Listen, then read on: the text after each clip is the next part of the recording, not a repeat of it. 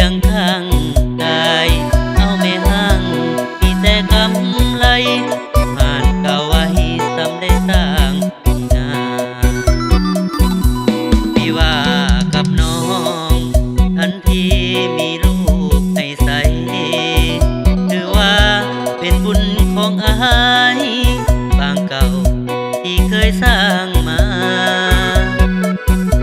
ที่หักอย่างน้องคนดีตลอดที่ว่าเอาเมียใหม่ได้ลูกแทนมาที่แต่เขาว่าคนนี้บุญหลายเมียคำเมียคุณหูสร้างสาครอบครัวเอาใจใส่เบิ่งแยงลูกผัวบ่ได้เฮ็ดตัวคือเขานินทาที่เป็นแม่ห้างสิบสี่ห้างเต้าห้างตายาห้างแบบนี้ห้างมีราคาอายปรารถนาหากน้องจริงใจบ่ได้เสียใจคนเว้าใส่ได้เมียแม่ห้างอายเต็มใจฮักนางแม่ห้างเมียอายคนนี้บ่บ้าบ่ทิมให้น้องนั้นมีละทีเอาแม่ห้างต่างได้สร้างนี้ใครว่า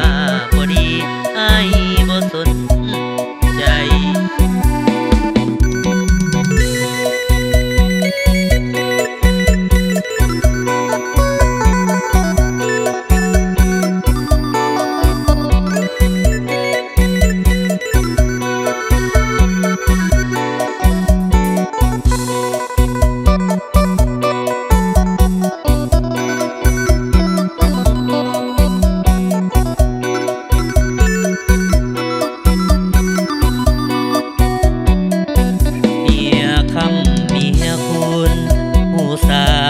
สาครอบครัว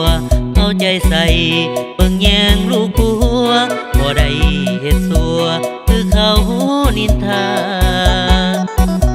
ที่เป็นแม่ห้างสิบสี่ห้างเศร้าห้างกายาห้างแบบนี้ห้างมีราคา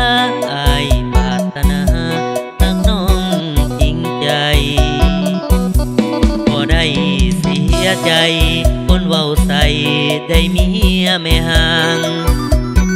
ไอ้เต็มใจฮักนางแม่ห่างเมียไอ้คนนี้บ่บ้าบ่ดีให้น้องนั้นมีละที